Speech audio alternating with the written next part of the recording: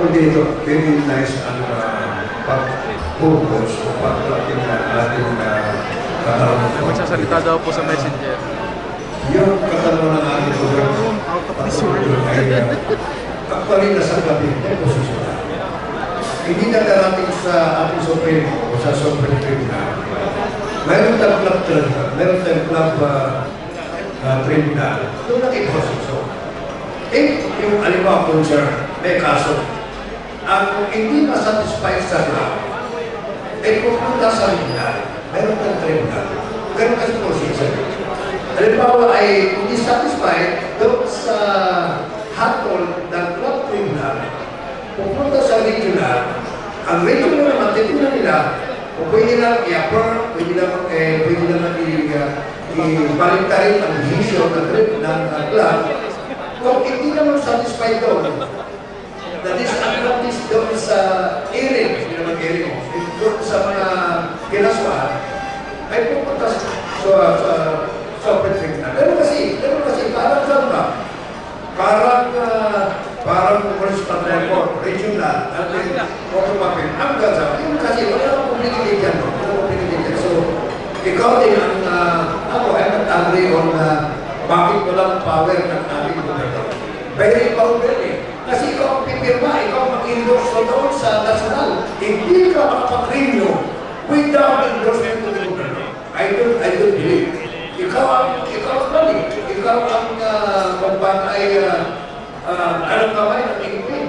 Club, and then yung club president, then regional governor, and then national president. So yung aking doon ay dapat alamin natin, ang aking suggestion dito, attorney, kuya attorney, dapat magkaroon tayo ng RECO, magkaroon tayo ng bawat region, ay dapat i-simulate natin yan at magkaroon din tayo ng implementing rules and regulations. So yun lang aking suggestion.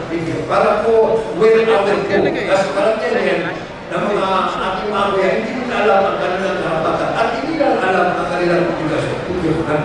Mga kuya, especially doon sa mga club president.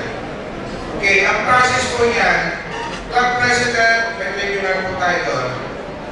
Then the tribunal will decide. Yung decision ng tribunal ng club, that is already powerful.